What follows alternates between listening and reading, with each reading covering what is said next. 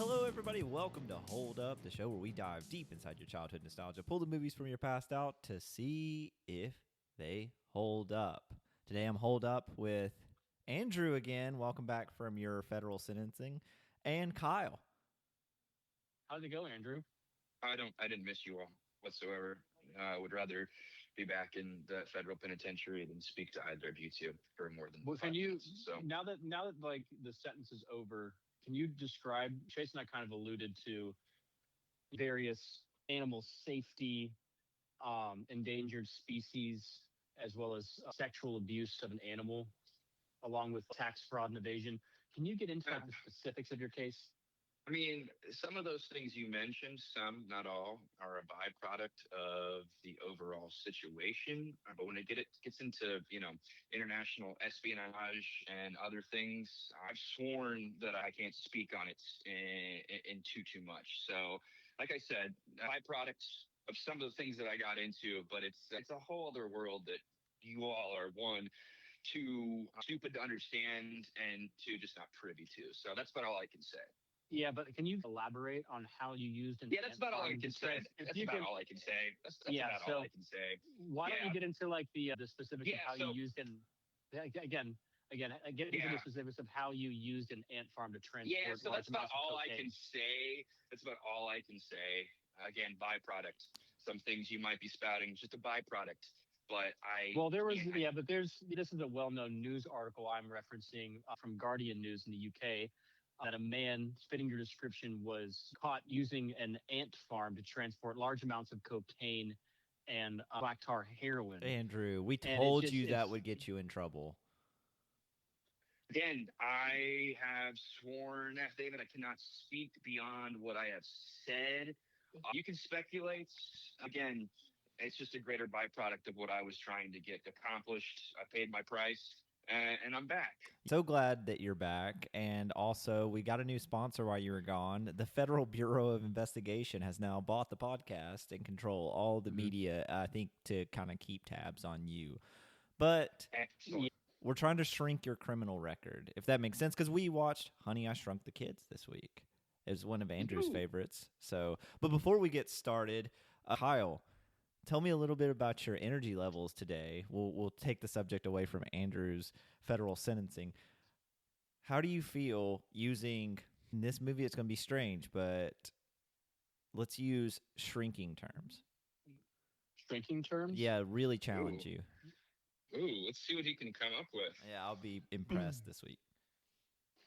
So energy levels feeling a little bit like a father who is parenting a teenager, and this teenager is going through a period of time in high school where instead of growing, they are currently trying to shrink their nethers and become a very competitive cheerleader.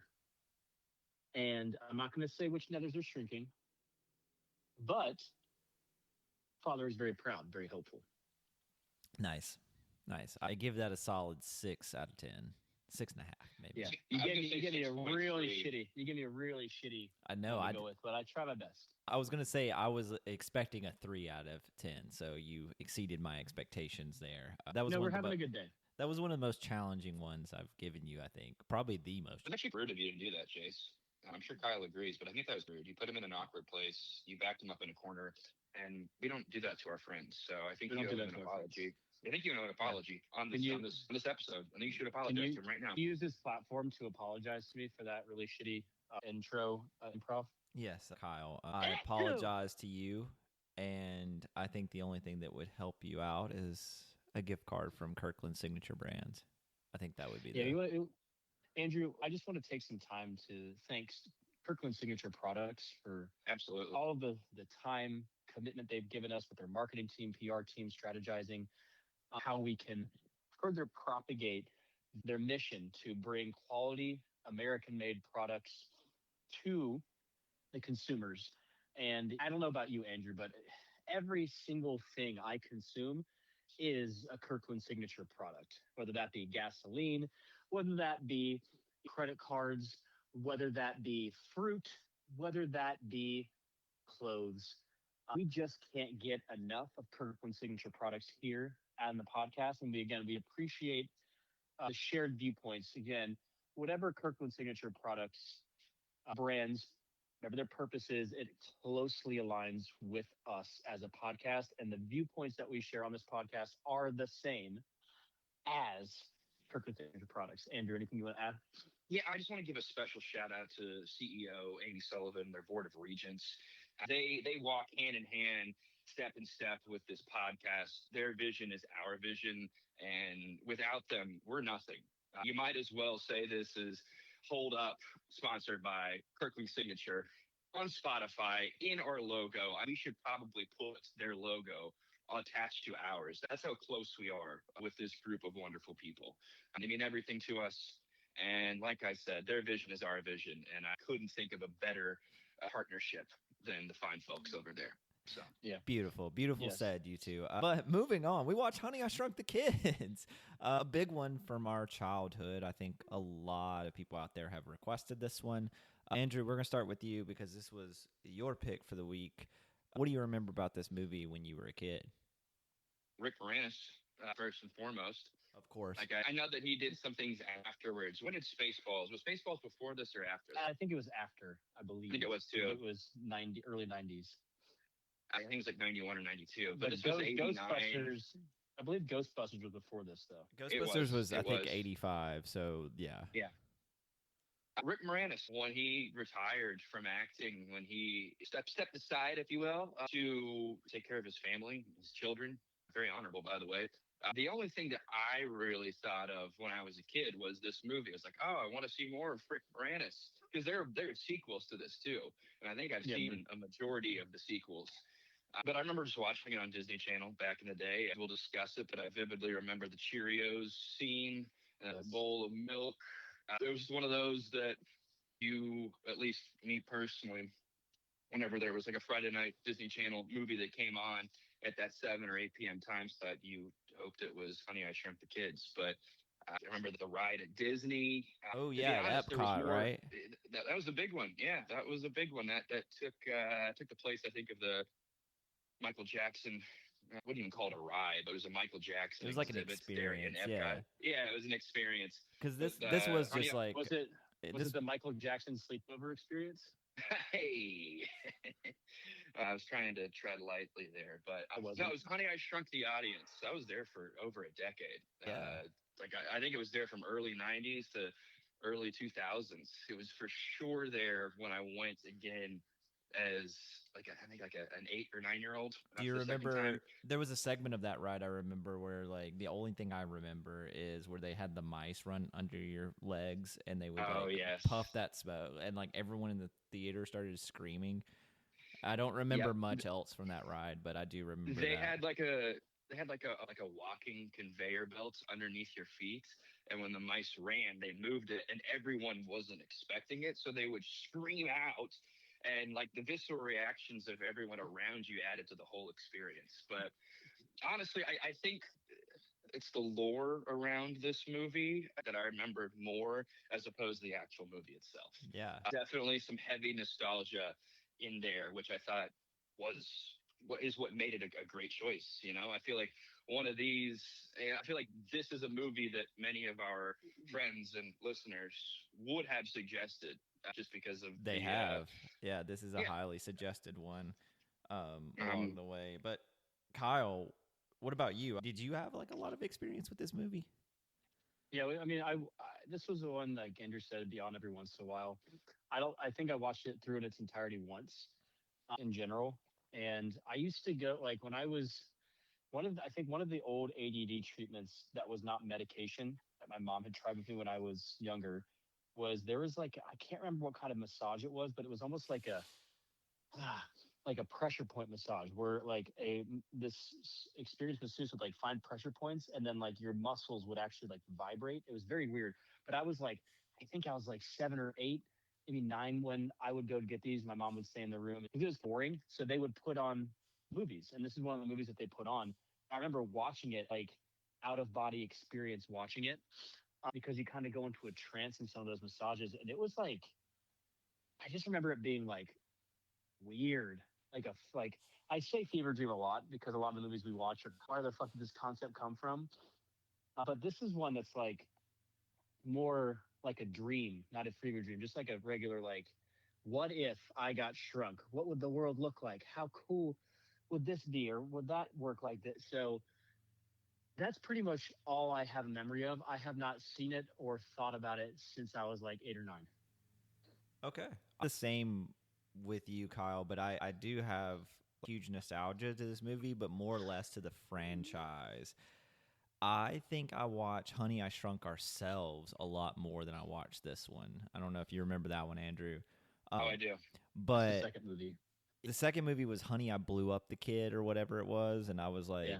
that's Honey, false. it was actually Honey. The kids joined Boko Haram. Yeah. The second one. I was mad at false advertising because I wanted to see a child explode in that, and it didn't happen. But I that was was kind of disappointed. yeah. So I remember all three of them. The first two I watched a lot, obviously, but Honey, I Shrunk Ourselves was the one that like stuck in my memory. But that one kind of came along, because I think it was, if I'm not mistaken, Andrew, you may know, that was one of Rick Moranis' last acting roles before he retired. And it was like still kind of like mid 90s, like 95, 96 maybe.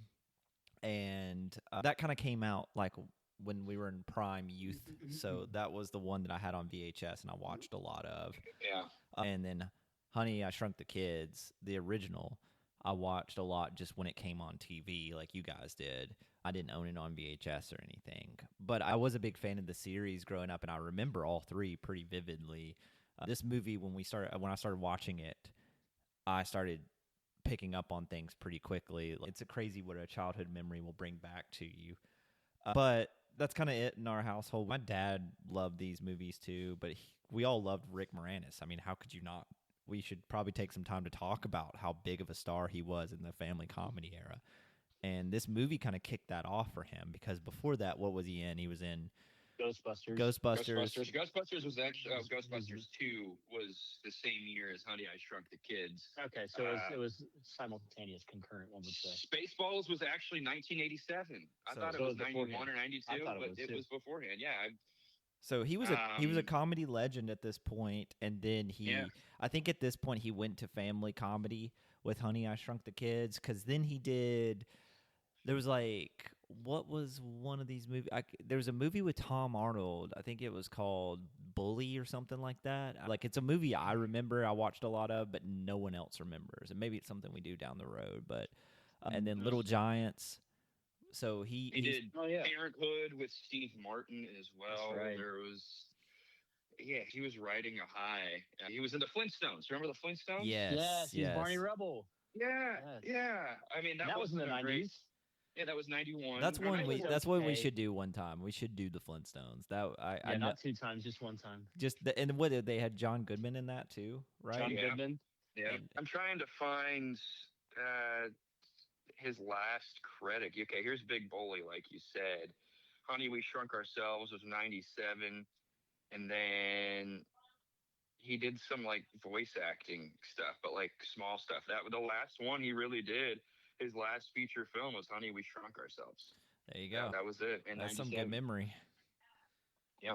Yeah, no, because I remember he just kind of disappeared after that. And for the people out there that don't know Rick Moranis' story, his wife passed away and he semi-retired from acting. I know he did some voice acting roles here and there, but retired to be with his kids during that time period, making him even more of a legend than he already was. And he's making his return. We gotta give it up for him. Spaceballs, the new movie. Rick Moranis will be in it. First acting role since '97. As will Mel Brooks. They're gonna have to will him out like some sort of damn mummy. I saw that man. I don't know how that man's still alive, but I mean, I watched an interview with him a couple weeks ago. Like, he's still very sharp. He's very sharp, like incredibly sharp. He may not be like physically able-bodied like he was 20, 30 years ago, but like, he's still got it up top, and he's still fucking funny, and he's still the same old dude, just, ancient at this point. Yeah. How old is he, Andrew? Like in his 90s? I think he's like 101. I thought, Yeah, or maybe I'm he's thinking old. I might be thinking of Dick Van Dyke. You are Hold on a thinking of second, Dick I might Van be- Dyke, Dick Van Dyke, yeah.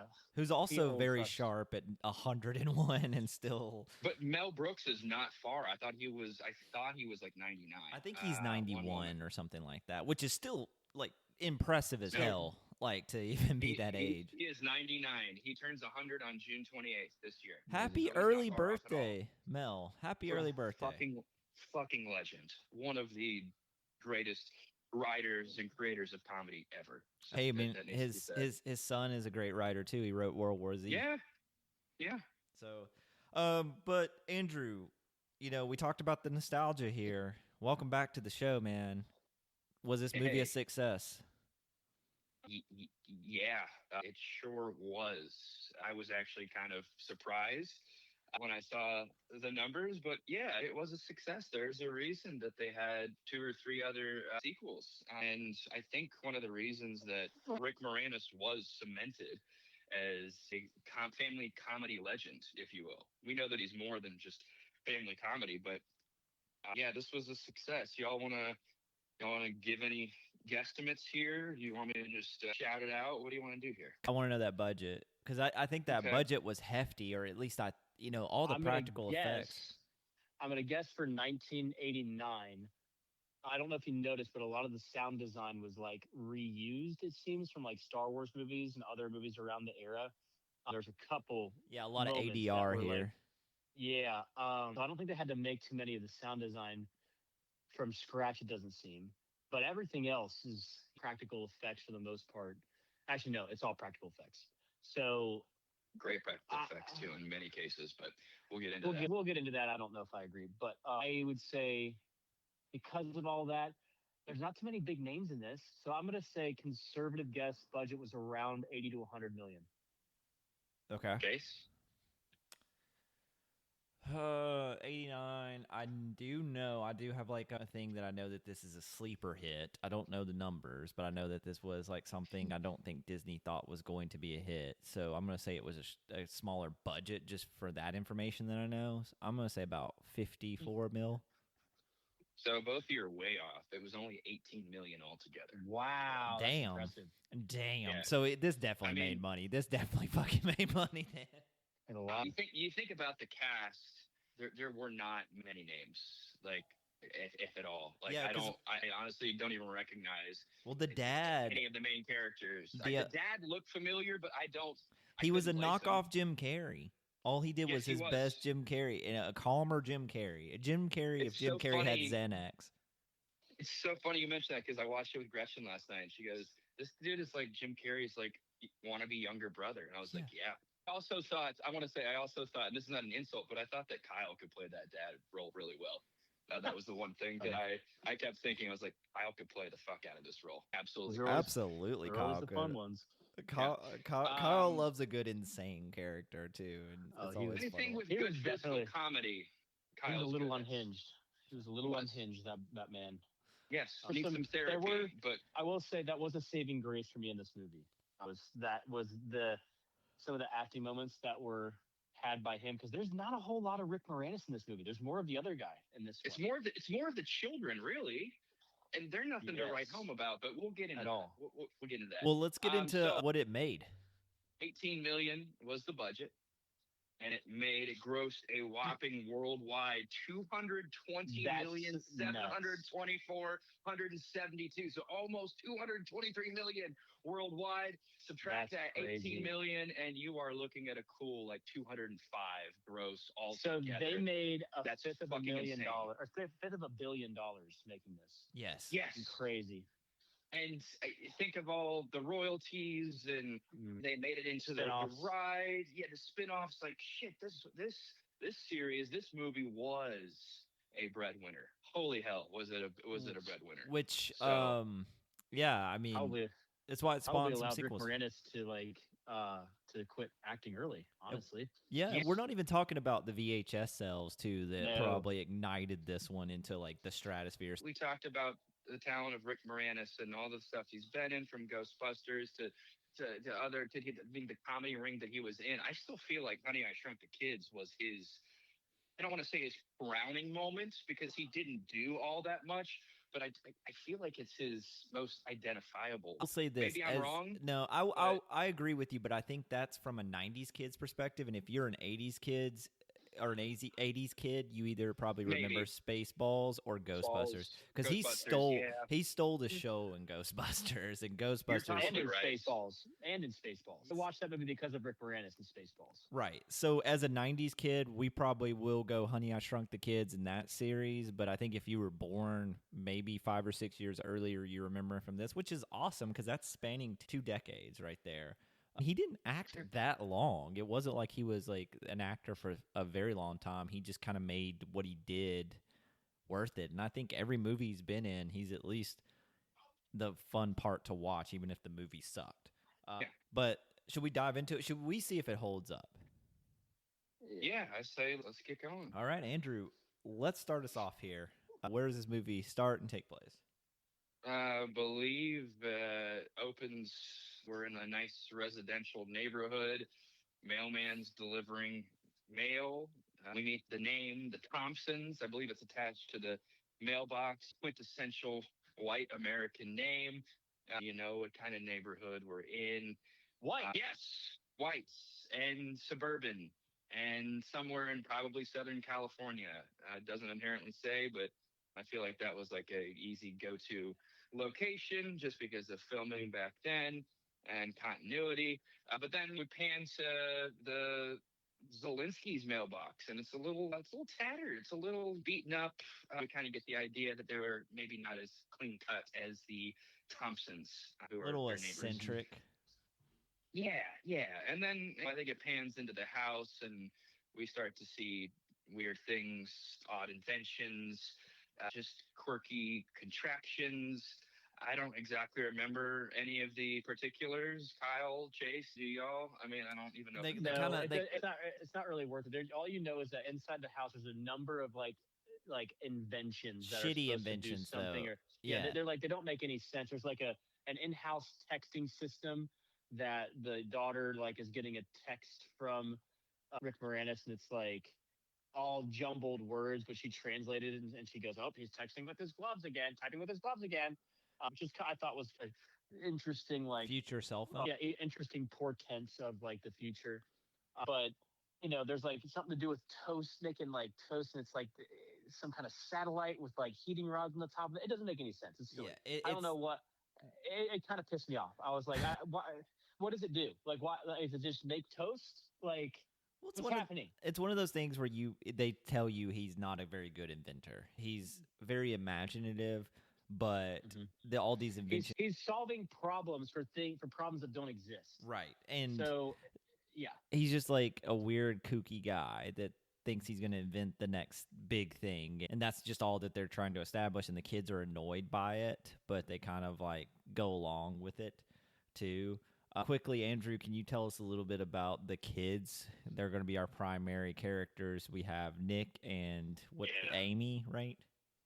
Nick is like little mini me of his father. He's got big old horn rimmed glasses, very eccentric, clearly very intelligent, very nerdy, but that's not a bad thing. He's a smart kid, you know.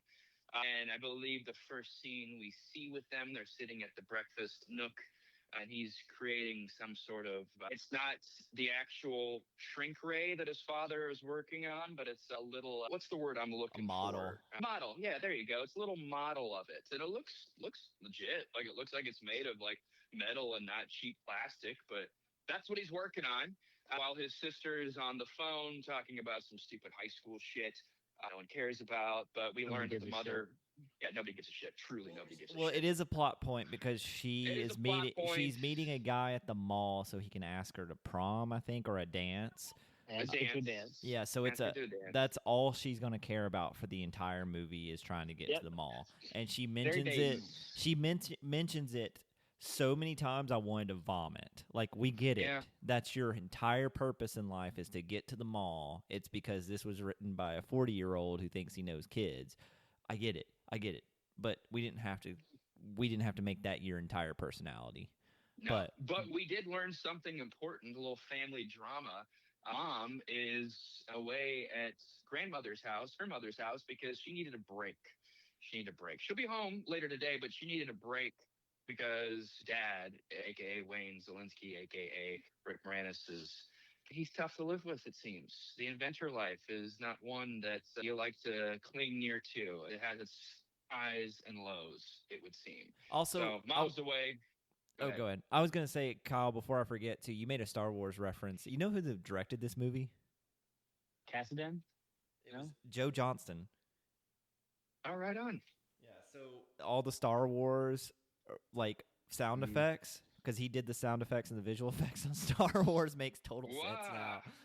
That makes a lot of sense. See the parallels. Did you all catch to see who did the music for this one?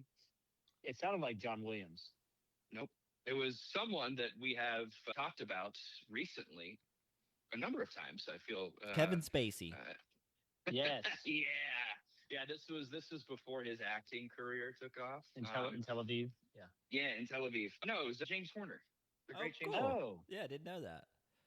Yeah, I saw that on the credits. I like the credit scene. I don't know about y'all, but it was we didn't talk about it as much, but it was essentially a cartoon of Amy and Nick finding their way through the trials and tribulations of being minimized. I will they're say, going through the grass or dealing with the dog. Go ahead. I was going to say it was a like I missed these things from the 80s. The opening credits being their own little short film, and especially animated film. Like, I mean, come on, we don't do that anymore. We have the most bland fucking credits now.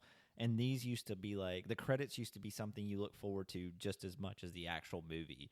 And this is probably one of the best credit scenes I've seen. It's incredible. Like, I'd almost rather just watch the credit scene as a short film than sometimes some of these movies today. But moving on, we have our kids established. Rick Moranis is the busy father. Like Andrew said, the mom is kind of the primary breadwinner at this point, making a big deal to make the money. It seems like he's a realtor. We get hints that Rick Moranis is a struggling inventor, not making a lot of money, but he's working on this next big invention, the shrink ray, and he's struggling to make it shrink. At one point, he's seen in the attic trying to shrink an apple, and it explodes on him. So he just has not gotten the configurations right, but he's got to go to a board meeting or an investment meeting. It's like it's some kind of like meeting where he's pitching something to a group of potential buyers, essentially. Right. And like he's in this like big room with all of these men. There's not a woman in sight, and he's like clearly like finishing up a presentation, and there's a whole bunch of equations on a whiteboard behind him, and they're like, well, how would this work? But what's the technology? Can you show your work? And he's like, well, no, but like when Einstein made the atomic bomb, he didn't show his work. And then I was like immediately in the back of my mind, like, Einstein didn't make the atomic bomb. No. Like, he did not. His theory of relativity led to the creation of it. Right. He assisted. In no way, shape, or form. He in no way, shape, or form was a part of the Manhattan Project or made any of it. He gets like laughed out of the boardroom, basically. So he feels dejected. Meanwhile, we're introduced to the neighbor kids, the family there, and like you said, Andrew, you said that they're kind of more clean cut, kind of more Americana, but they're also eccentric in their own way, and which I think is on purpose to try to show like no matter what, we're all very similar. And we all shit and die at the end of the day. We all shit and die. We talked about $2 Jim Carrey as the father. I'll just speed run it too here for time's sake, but he and his wife are going on a fishing trip. He's got two boys, Russ and Russ, right? They're Russell and Russell. Russell and Russ. I kept getting confused because his name is also Russell. So I think that was supposed to be a joke, but all it ended up doing was confusing everybody. And then one of the kids goes by Russ. But anyway, he's got these two kids. One is very much a young boy. He's got his fishing gear on. He's camping in the backyard. He's like a wannabe Bart Simpson, if we're being honest. That's what I kept thinking of. Like they modeled him after Bart Simpson. Yes. Even I don't. Yeah, go ahead. That's a good comparison. He is Bart Simpson. And then the other kid is kind of, he dresses like in sweaters, and he's kind of more of your Pisces kind of character where he's like very in tune to his emotions. He's a sad boy. And his dad's trying to get him to work out for football, and he's like, giving him weights and telling him, you just work out He and you was can like, make the team. well, the whole thing is like we find out a little exposition that from the Thompsons' parents that Russ didn't make the cut for the football team, and the wife's like, he's too small, and dad's like, he's not too small. He's plenty big. When I was his age, and she just like, because apparently this is the kind of dad that goes, when I was your age, And so we're out in the shed, and he's like talking to Russ Jr., and he's like, when I was your age, I didn't make the football team first, but then coach put me on these babies, and he pulls out a tiny barbell with water weights attached to it. So it looks it looks to an untrained eye like it might be heavy. There's probably Chase, like a 15-pound big one, the 5-pound small one. So there's maybe 40 pounds. 45 pounds to on that barbell. Like it's a short barbell too. It's not like it's not an Olympic, like it's not gonna weigh like 45. It's a curl bar. It's a curl bar. It's very small.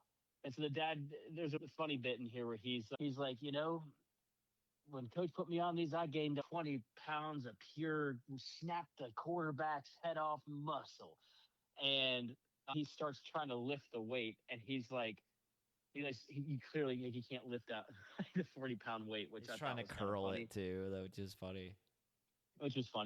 And he eventually does it. You laughed at that, Kyle? Yeah. Which eventually he tore his biceps. He gets to the top of it and like completely like collapses. And when he's leaving, he's like, now remember, lift with your back. And he like turns around, his back like cricks, and he goes and walks out. I thought that was pretty funny. You use your back so much, and use your back, use your leg, lift with your legs, not your back. Yeah. Especially when you're doing curls, please make sure that you lift with your back and your legs instead of focusing on your biceps. Yeah, it was like I did think that was funny because it was a good shot at like the dads that think they know everything because they played a sport in high school, mainly high school. Nothing. But that's the family next door, and we're kind of moving along because nothing really happens in this first 10 to 15 minutes. But we've got our characters and the crisis they're going through. At one point, the Bart Simpson kid, Russell, next door, starts hitting. I thought his name. Who was Ron? Who was Ron Thompson? Ron was the small kid. Russ was the was the teenage kid. Okay, the sad boy. Yeah. So Ron over here. The Bart Simpson kid picks up the ball and he's like playing baseball in the backyard by himself. And he's trying to hit a ball over the fence, which is 10 feet away from him. So you automatically know that this is dumb and it's going to go disastrously. And so he starts swinging, can't hit the ball either. He sucks at it. And then eventually he hits it. And this is while Rick Moranis' character, Wayne, is at his presentation. He hits the ball. It goes into the Selinski's yard, goes through the attic window, and turns on the machine, and the ball happens to land perfectly next to the laser, so it becomes active, and it turns out all he needed to fix his invention was a baseball. Really pissed me off. Yeah, it was like a poor-ass attempt to explain the setup, and I get it, this is for kids. But like the thing that pissed me off is like we don't need to know that. I don't need to know that. I'm already, if it's a shrinking thing, there is no technology that will ever be made that is going to shrink things on a molecular level and keep them one whole unit. It's not a thing. So I don't need that. I don't need it. Yeah, again, you guys just sound cranky. Enjoy the craziness and whimsiness of life. You all are Andrew, silly. did you listen to Face Off? We mentioned you many a times on the suspend disbelief. We did not listen to it. I haven't listened to Face Off. I have not. I'm sorry. So, yeah, I like, and again, I get this is for kids, so I give it a lot. Like we talk about like disbelief in certain situations and how you can level it up or level it down. In this case, I know this movie's for kids. I know we're not going to get into the science of it. You just have to accept the fact this is a shrinking ray, but the baseball was a stretch for me, but you know what? I'll accept it. And the fact that everything had to land so perfectly for this to happen just makes it even harder. But anyway, the baseball was the key. And so it turns on the shrinking machine and it starts shrinking the furniture around the house. Now, I've accepted everything to this point, but this is where I struggle because this is a shrinking ray that shrinks all matter. He's mentioned this in his presentation. why is it not shrinking the house with the kids in it and crushing them and Yeah, killing them? that's Why is it what I not thought. shrinking the boards on the wall? Why is it not shrinking it just shrinks the two? Why is it? If it's pointing at their clothes? Why is it not shrinking their clothes and then utterly like severing their limbs from their head and their arms from their t-shirt? Like I'm like, want doesn't make any sense. I want this movie right now. I want what we're describing, but it just shrinks two pieces of furniture and it cuts off again. And I don't understand, but maybe it's on a timer. I don't know. That was the part that I struggled with more. I didn't struggle with the baseball. I didn't struggle with it being a shrinking machine because this is a kid's movie. But I struggle with, like, it just shrinks two things into the attic and moves on and stops. I think it would have been hilarious if the beam hit the wall of the attic and it shrunk the house, collapsing in and killing the everyone. kids. I think that would have been hilarious. I think it would have been so funny. And then the movie ends. Honey, And that's it. That's it. I guess funny. Honey, I Crushed the Kids wasn't like. But also, did you guys notice that the title is grammatically incorrect? No. It should be Honey, I Shrank the Kids. That's how you would actually. Oh. But they changed it because the way that it sounded they didn't like, so they cut it and went with Shrunk. So, but yeah, I think Shrunk sounds far better than Shrank. You're right. I shrank the kids. Right. No, fuck, I wouldn't watch. But think about a generation now of kids that now say shrunk instead of shrank, and shrank is the past tense of shrinking. So Chase. Most of those kids are illiterate, and I mean that. Those truly. kids are us, Kyle. Those kids are you. They are not. They do not speak for me. I am. You didn't even literate. notice you didn't notice the grammatically incorrect phrase on this movie. I read good, Chase. Okay. That's Cincinnati education. All right, so what happened? High School is a great high school, Chase. Watch your mouth. So watch your mouth. So with the ball going through the window, Pisces Russ comes out and sees his brother has hit the ball through the window, and he forces him to go over and apologize to the kids. Now, the kids are trying to clean up the house that's an absolute disaster before the mom gets home. And it wasn't their fault it's a disaster, it's the husband. So they're just doing fucking child labor. Right. And he was just like, clean up the house, mow the yard, and then leaves. And it's like, why don't you do something? You obviously don't have a job. You can easily clean that house. So the kids are cleaning up, and the older sister who Russ is smitten over, he sees her, and he's like instantly caught off guard. She was like, yeah, go upstairs and get the ball, and they're arguing about who's going to pay for the window, whatnot. But Nick and Ron go upstairs to get the ball, and that's when the machine notices them and shrinks them. That's pretty much it. And it's then kind of on like auto fire. It's just kind of it's shooting off in every direction, like every 30 seconds. And the second they open the door, they're fucking hit and shrunk. And that's it. Yeah, and then eventually Amy and Russ follow upstairs to see what's taking them so long, and they get shrunk too. So now they're shrunk, and that's where we're at. All four kids are down for the count now, and in the attic, which this scene was pretty cool for me because they made this world. So you have the floorboards. This is where the grandeur of the film starts. It's imagining a world if you were, maybe half an inch tall? Maybe? Yeah, or roughly. Maybe not even that. But probably a few millimeters, because honestly, they were I think it's smaller than that, yeah. They're microscopic. They had to look at them underneath a microscope or look at the things that were shrunk. So I would say even... Because they're smaller than ants. Millimeters. Yeah, like Andrew said, millimeters would probably be more fitting. So they're way smaller than ants, which we get to. Yeah. But so... At this point, they're kind of they're trying to figure everything out. Everything's massive to them. They could even fall through the cracks in the floorboard if they're not careful, which I kind of you could see the cracks in the floorboard, and I was like, that would have been an interesting way to take this. But there are so many things that could have gotten lost in, and the tangents we could have gone down. So it's probably best that we keep it a bit simple, right? And which is what they literally. Which is what they do with this is a kids movie. They didn't want to go too crazy, and they could have. And they're seeing quarters and nails and stuff, and they're huge. Mm-hmm. There's one point Rick Moranis comes back home. He sees the kids are gone. He doesn't really think much of it. He's like, oh, they ran off without doing their chores. He's pissed off because the investors didn't want to do anything. So he goes upstairs, takes out his rage on the machine by bashing it in. And the kids are trying to scream, telling him, no, it works, stop, this is our way. Like, but they're so small that he can't hear them. So he bashes the machine, which is their one way out, which is a good touch. And then he starts to kind of notice the broken glass. So he grabs a broom and a dustpan. And what happens next, Andrew? He sweeps up his kids into the dustpan.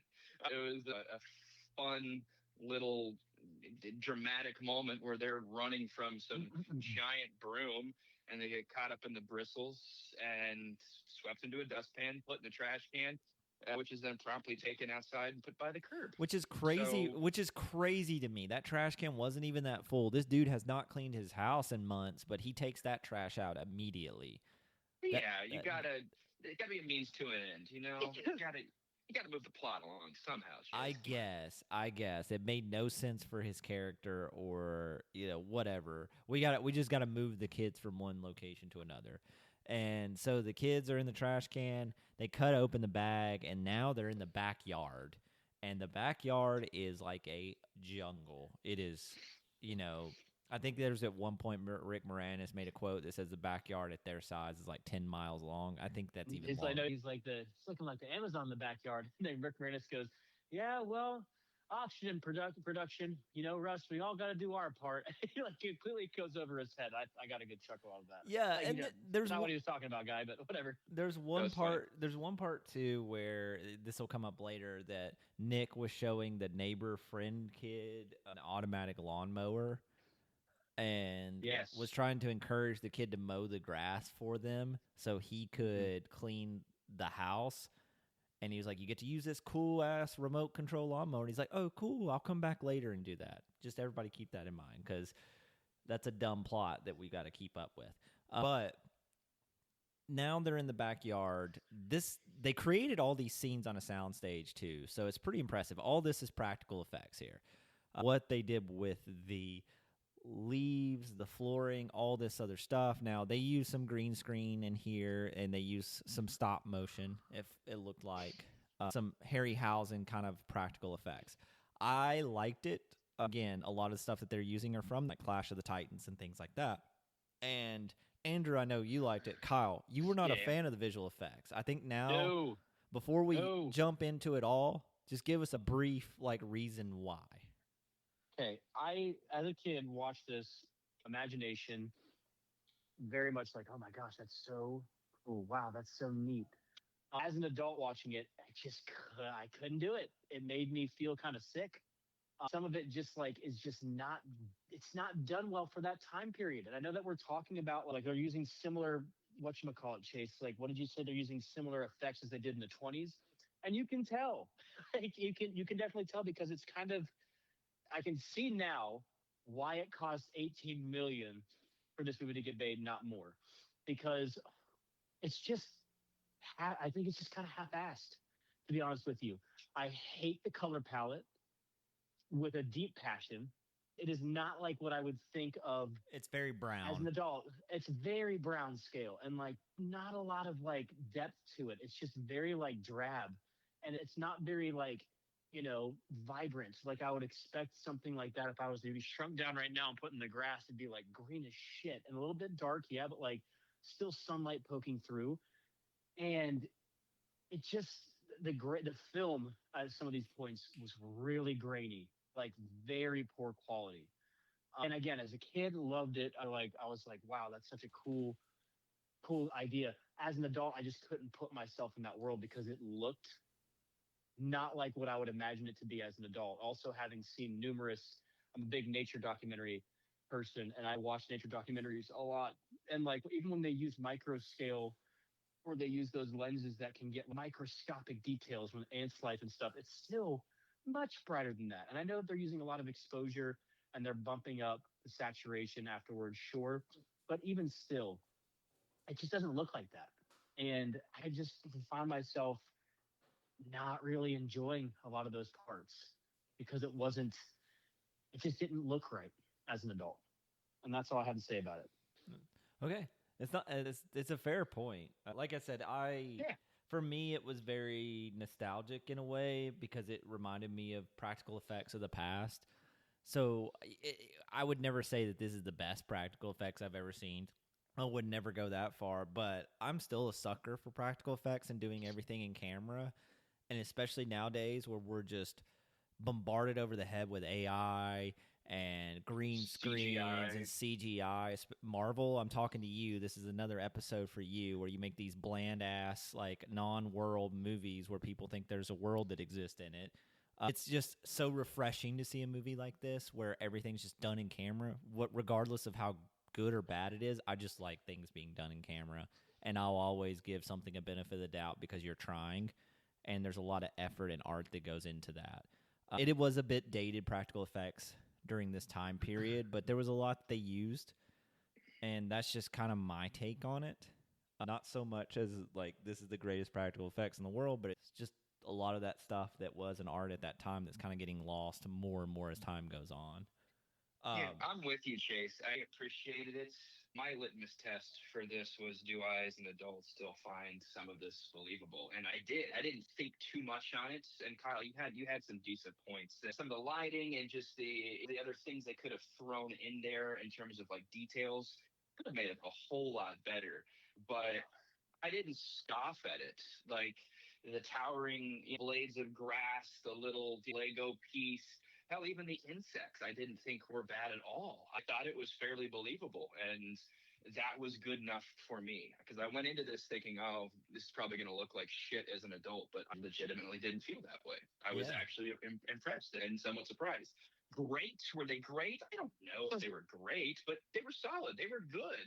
And I rest my case on They that. were. I will think say that- this: for $18 million budget, they were great. Like this, Yeah, like it. And 100%. To Kyle's point, if they had more of a budget, which again Disney did not put a big budget in this because it didn't. They didn't think was going to be a hit at all. So they were working with a small budget. So I agree with Kyle that some of it is small budget effects versus something. If they had more of a budget, I would like to see what they could have pulled off. But anyway, moving on. The next door neighbors are trying to get ready for their fishing trip, looking for their kids. Rick Moranis has swept them up, thrown them out. So now they end up in the backyard. It's a jungle.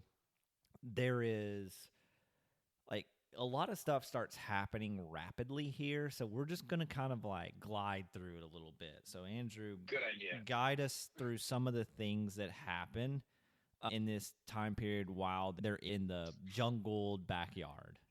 Well, they have an encounter with, a bunch of honeybees. I think little Nick falls into a flower, gets doused in pollen. Which and he's then allergic to, and He's now, allergic to. but he's small enough he can't breathe it in. Yeah. And, all of a sudden, a bunch of bees swarm in on that flower and pick up little Nick. And then little Russ, Pisces Russ, if you will, comes to the rescue and jumps on the back of the bee that has little Nick, and they fly around a yard and then somehow miraculously get dropped back down into the jungle and they reconnect with the others. There's an ant that they come in contact with. I think that's actually the first thing. I could be wrong. No, the No, bee, it's the the bee, second thing. the bee The was bee's the the first first. day. Yeah. Okay. I think shortly after this, they come in contact with an oatmeal cream pie cookie. Yeah, because they're hungry. They're hungry. They start eating that at part. that. I was just as a kid like, wow, so cool. As an adult, fucking don't eat that. Don't fucking touch that. That's disgusting. Fucking nasty. It's survival, Kyle. I don't It's give a survival. flying fuck. I don't give a They're shit. I don't give a fuck. Microscopic. No, or at least dig into it more where the outside isn't touching it. Like, just fucking, it's nasty. Moving on. But shortly after that, they come in contact with the ant that they name Auntie. Very clever. Very unique. Clever. He was also eating said oatmeal cream pie cookie, and eventually they finagle some sort of system where they ride the ant and dangle a piece of crumb by way of like a fishing line in front of its face to keep it on the path forward. I alluded to it earlier. There was a giant to them, blue Lego piece that they use the inner tubes of said piece to use as bunks. I did like that. I thought that was really cool. I didn't remember that as a kid, but when I saw it this time around, I was like, oh, clever. I like it. I could understand why kids would freak out over something like that. How neat. Cool. And then they come in contact with a scorpion, which was Yeah. So this is okay. So can we figure out where this is supposed to take place? Can somebody just look? I know we had a guess of Southern California. It did not look like Southern California to me. So I need to figure this out. Like, I think it is. They never say and they never mention a there place. was a license plate on a couple cars that said California. It was the white license plate with the red lettering. But so this could have been more middle California too. This doesn't have to be this southern. could have been up by the Bay Area. It could have been, in the San Fernando Valley. Yeah. It could have been anywhere. We just know it was California. This very much gave me the vibe of like Midwest, and I just like immediately got pissed off when I saw a scorpion, like, because there are no scorpions in the Midwest. But if this wasn't California, sure, I think it would have been the better thing would have been a spider.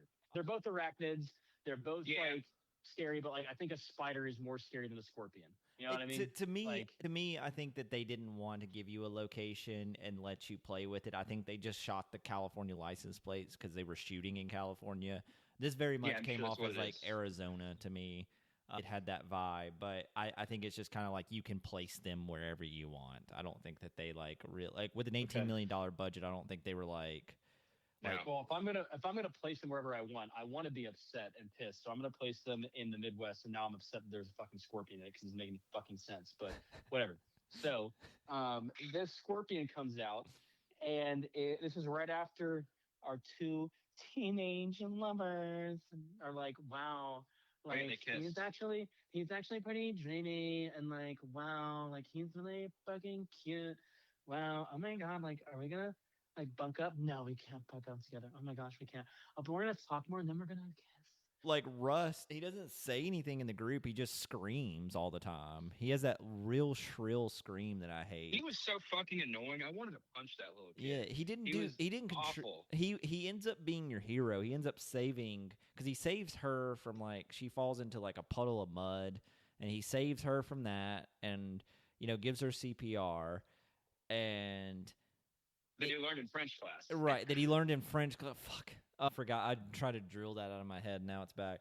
And he saves everybody at points in time, but he doesn't say anything or add any personality to the group. He's very he looks like he's going to cry the whole time. This is the perfect time to talk about the 4 child actors, I feel. They were very mid subpar. I think Nick, the little kid who played Nick, was actually pretty solid. He was the best 3 others. Yes, by far. But the 3 others, Amy, is that her name? Amy? Yeah. She was the Amy, worst, in my opinion. I'm sorry if that actor hears me say this, but I thought it was such a boring job. Andrew, I can promise you one thing: that actor is never going to hear us say that. Probably not. But she might be dead. Unless she works for Kirkland. She's not. Unless she does. Maybe she's on the board of Regents and we didn't even know. Maybe she's in the Epstein files. We don't know. Could be. Could be. But yeah, no, I agree, Andrew. They're all like, other than Nick, and Nick is okay, but he doesn't get a lot of screen time either. Like he's just. I thought he was actually really good. It was disappointing that the 3 others around him couldn't carry their weight. Right, and Amy the whole time. So Russ looks like he's about to cry the whole time, and Amy just keeps talking about the mall. I mentioned it earlier, but it's just like she mentioned, I'll never make it to the mall now. Yeah, you're not going to the mall. Yeah, you might not make it out with your life, you stupid fucking idiot. I did appreciate that little Russ mentioned the mall like 2 or 3 times in jest. I did think that was kind of funny, but it was, I don't know. They were annoying. I wanted them to die. Their lines. I was mad when the scorpion couldn't finish them off, and then our heroic character, the ant, Auntie that they use to find the Lego and become friends with, ends up battling the scorpion in this and gets killed, which I was like, oh, sick. We have stakes in a movie. It dies in front of them. Now, so traumatic. You know what would happen if this was a Marvel movie? They would find a crystal that would take them back in time and revive the ant. Because there's no stakes in those movies. At least something that we love died in this. And I was like, oh, shit, things can happen. Their reaction, though, to Auntie dying was lame. They were like emotional reaction. Like they rode this fucking thing for miles, made friends with it. It literally saved their fucking life in a microscopic, exotic jungle world. And they're like, oh, bye, Auntie. All right, let's move on. Yeah, Like, like we'll just fucking leave your cry. Like, show corpse. some Yeah. remorse, you know? Like, fuck. That made me upset. That kind of pissed me off. I was like, if you're gonna, up the stakes, at least have, an equal reaction when, said stake is, Yeah. taken care of. I don't know. It pissed me off. And then That did piss me off. And then Rick Moranis has figured it out, by the way, everybody. At this point, he's figured out that the machine has come up. He's found the couch and whatnot. There's like a segment of the movie while all this is going on where he just, in steps, starts to like pace things together. His wife comes home. They're both them and their neighbors are looking for their kids, and they're starting to get worried. They're placing a missing person. They called the cops too. Don't forget. Yeah, they call the cops, place a missing persons report, which they can't do for 24 hours. So they tried to do it early in this film.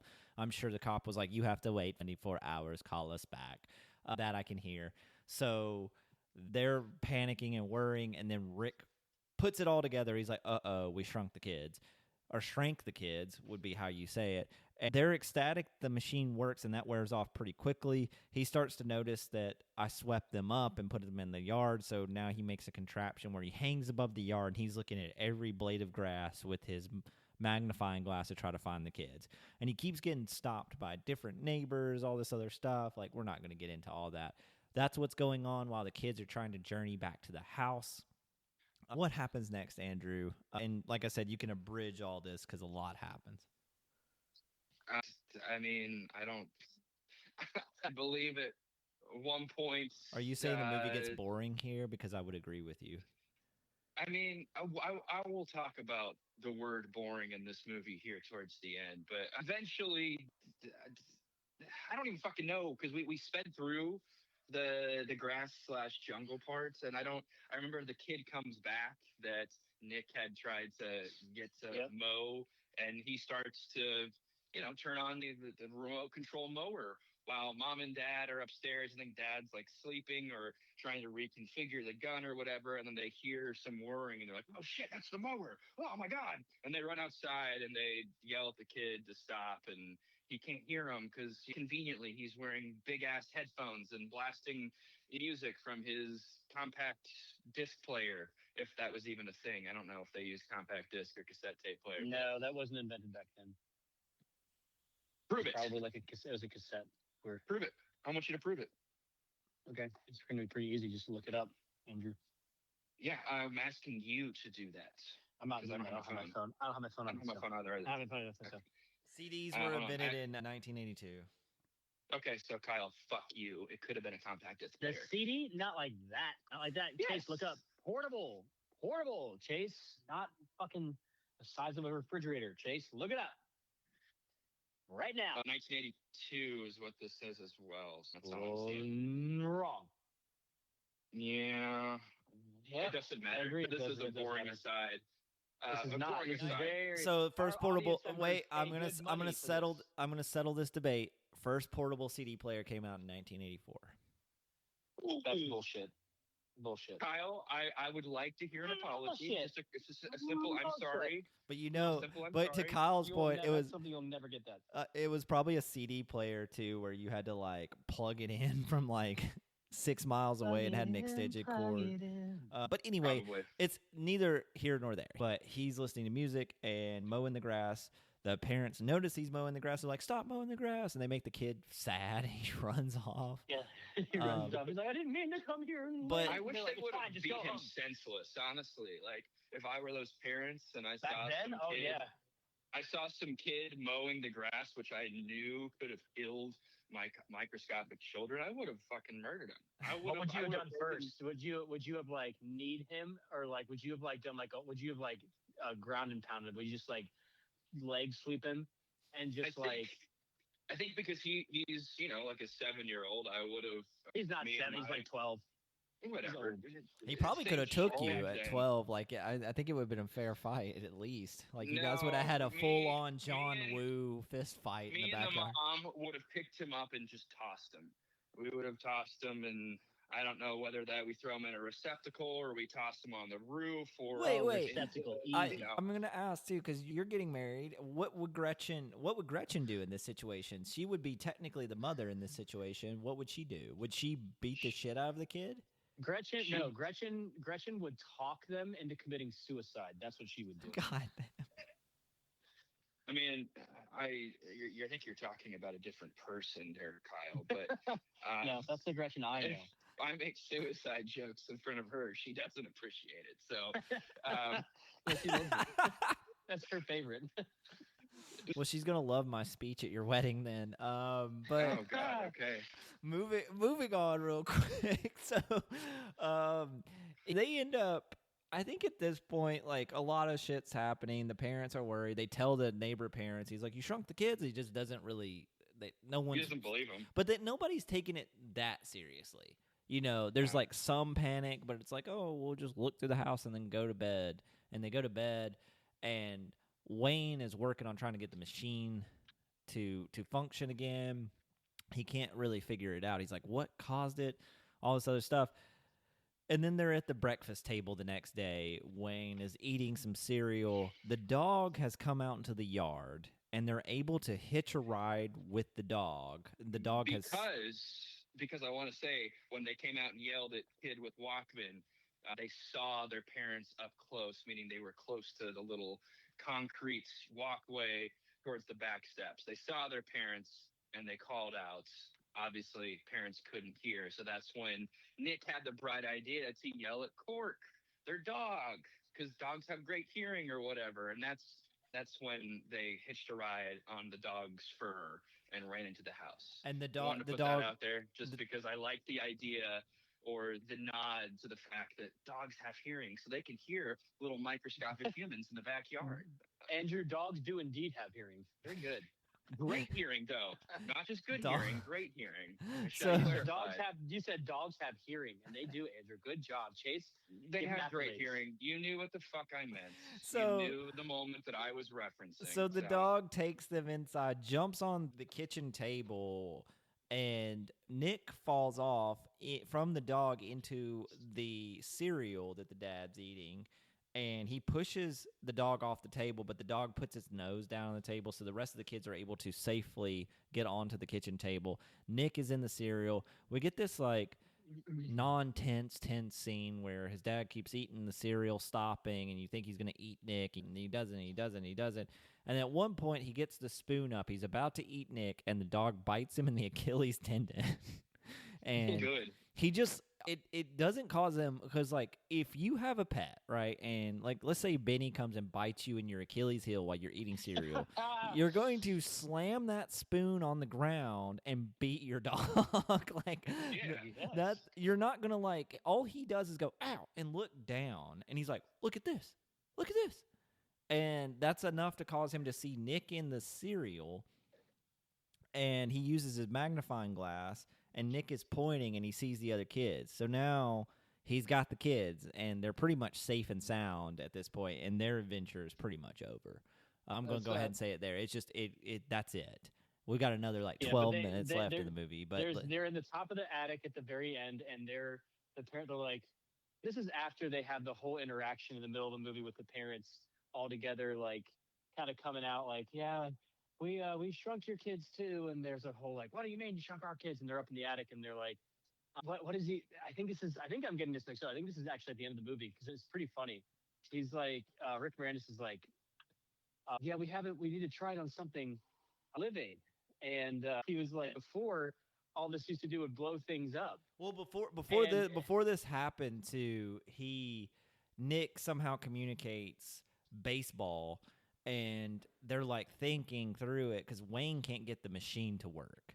And at this point, he looks over and sees the baseball. And he's like, of course, the baseball and the laser. And that's basically what he says. And he's figured it out instantly. And I was like, to be fair, the baseball did have like a big old laser burn on it. Right.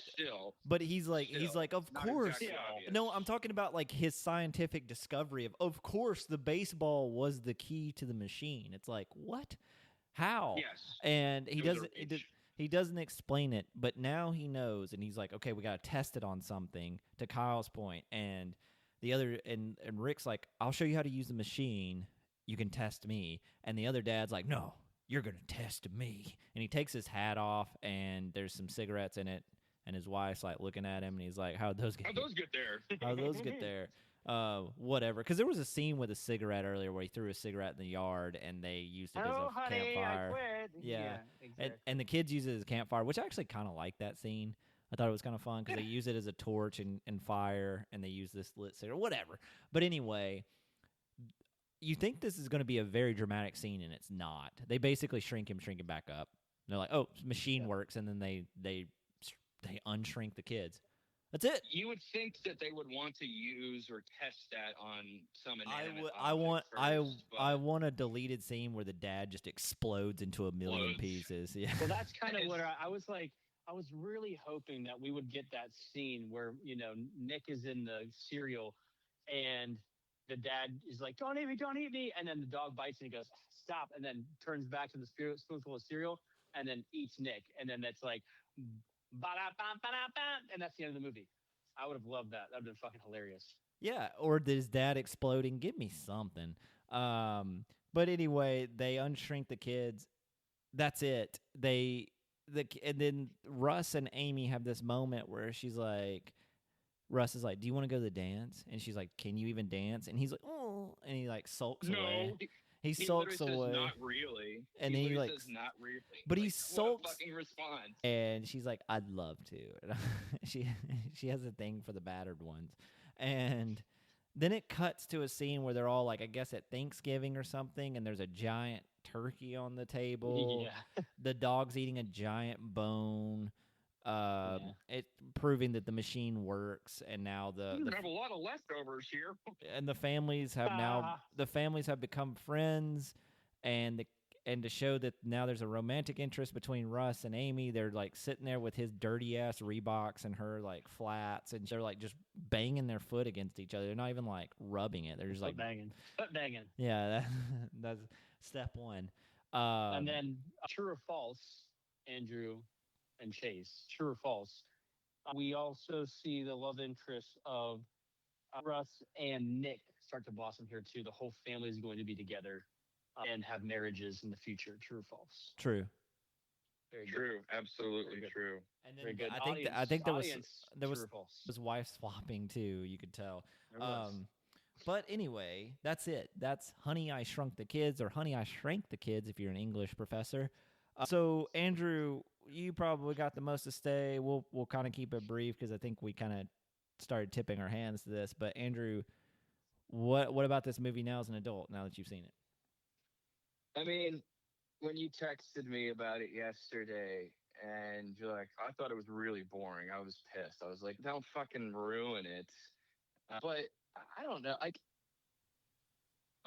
didn't hate it. I didn't deem it as a waste, but I think there's some credence to what you said. It is kind of boring. The script and the dialogue leaves quite a bit to be desired. It's cool to be submersed in a microscopic world.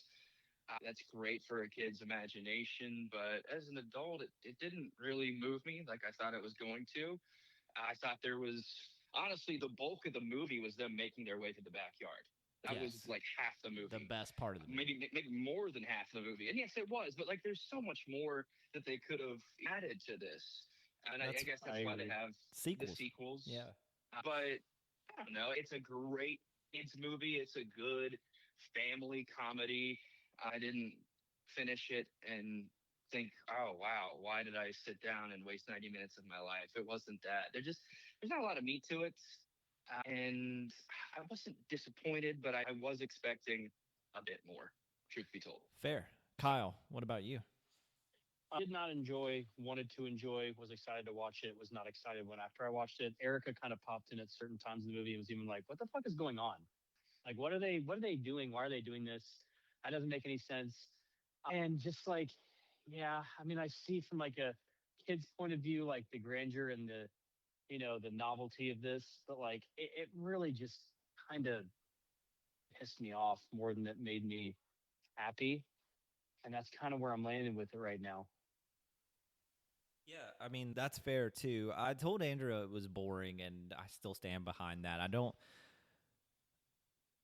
don't think it was bad.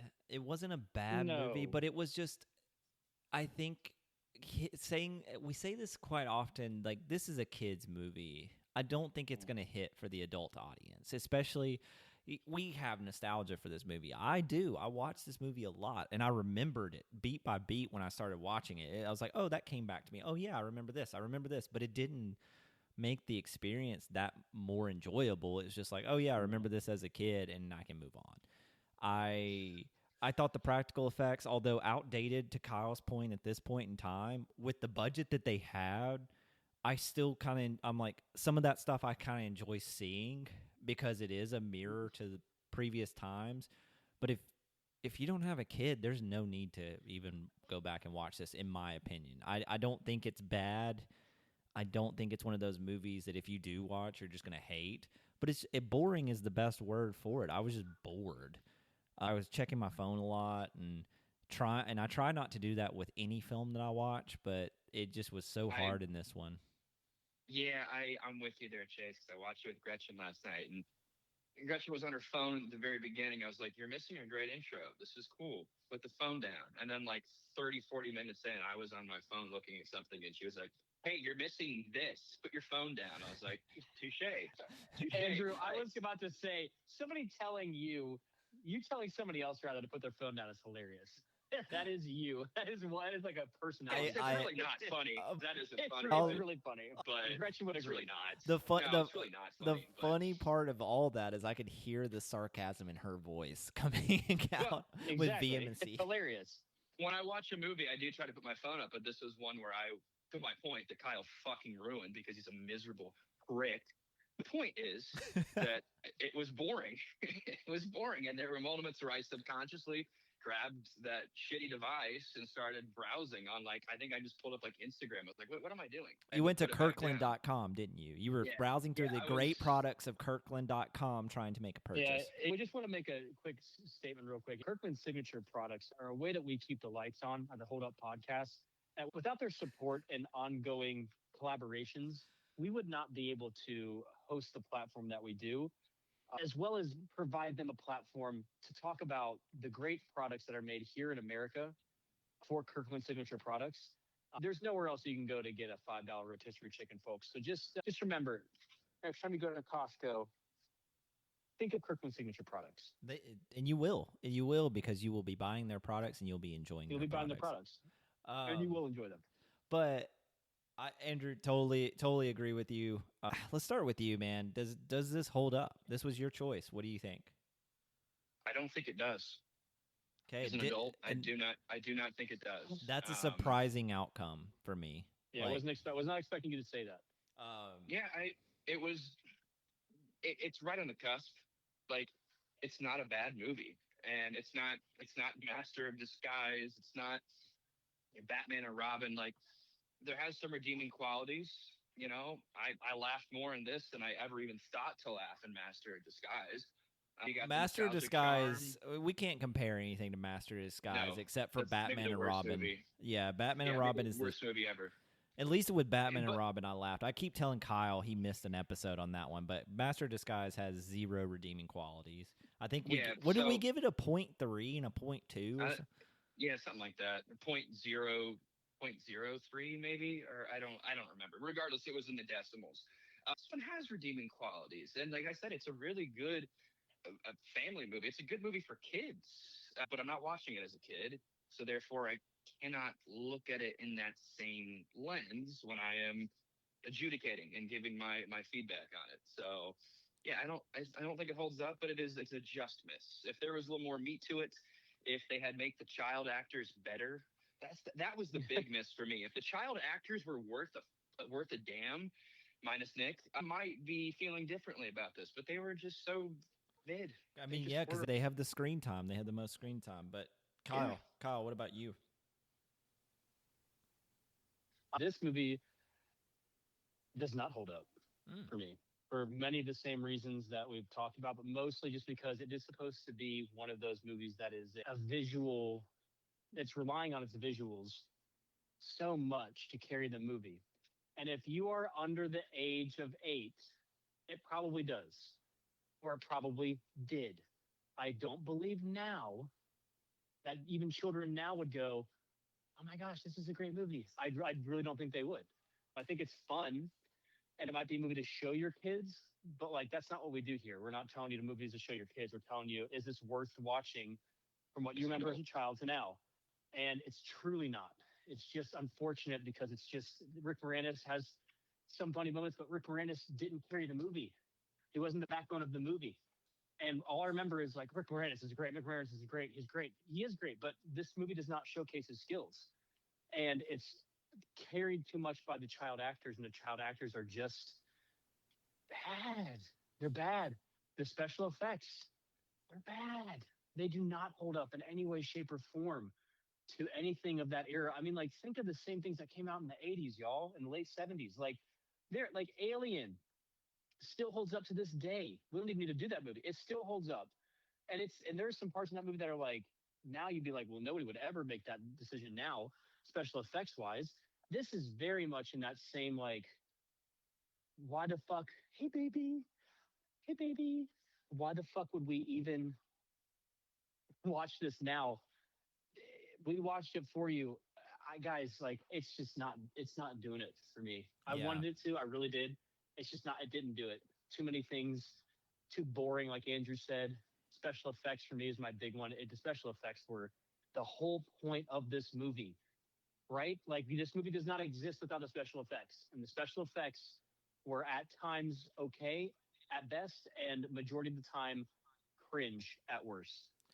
Yeah, I agree with both of you. And how I look at it too is kids movie or not kids movie, I get that point. A big thing for me on holding up is, are you entertaining? If you're boring at all, that's kind of a death knell for me. If I'm bored Yeah. watching anything, Yeah. like especially with some of these kids movies that we've watched before, and there's going to be some people listening to this that go, "It's a kids movie. You got to look at it from a different." Okay, well, we've watched other kids movies that had like Mm-hmm. the adult context in it for the adults taking their kids to the theater. That's what makes a great family comedy, is that the adults can pick up on something and have something too. There's nothing for adults in Yes. this. And Nothing. that's what limits it to, does it hold up for a 10 and under crowd? Absolutely, it holds up. Go show your kids this. Go show your kids this. They'll love it. But does it hold up beyond that? No. So in my opinion, it does not hold up because it's just boring. And a point of a movie is to be entertaining. And if I'm not entertained, kids movie or not, it just doesn't hold up for me. Andrew, what would you give it on the IMDb rating scale? So I don't want to bash it and like banish it into levels in which would be incredibly embarrassing, but I'd probably give it like a, oh, because my cutoff for like movies worth watching is like a 6. So I don't want to say that is the litmus test, but usually movies that I like or dislike, it kind of hovers around that 6 level. I give like a 5.9, I think. A 5.9. I think that's fair. Kyle, what would you give it? I was going for a 5.3, I think. Okay. And I was going to say 5.7. So that, I think that is good enough scale right there where it's just above average, because 5 to me is like just a mid movie, just very mid, which I think a 5 is worse than like being a 1, because sometimes you can get value out of something being really bad, or a 10 because obviously it's really great. But being a mid movie where you're just like, it existed, it was okay, that sucks, because that's where you get the boring movies that don't give you like any value one way or another. But what do we know what it actually is on IMDb? I'm sure it's high. I'm sure this is a juice. 6.4. Okay, it's not So as it's really high not as that I high. thought. Yeah, that's not as No. high as I thought. But Yeah, 6.4. Just double check to make sure. That's what it is. But you know what we do around here? We reach into your childhood nostalgia. Today, we reached in and brought out your shrunken brain and found out it doesn't hold up. Probably the surprise of the show. I'm sure everybody out there thought that this one was. We did too going into it, and we surprised ourselves with how boring of a movie this is. You don't have to listen to us. You can go watch it for yourself and figure it out if you think it holds up or not, and let us know. Kyle, what are we doing next week? So next week, we have the privilege and opportunity to check out what we're led to believe is an alien of some sort. What kind of alien is it? That's Jeffrey Epstein's favorite kind of alien, a predator. We're reviewing Predator next week, y'all. Predator, a great one Wow. from our childhood. We're going to get to find out if that one holds up or not. But follow us on Instagram and TikTok, and so you can find out what's coming down the pipe. And we'll see you all next week for Predator.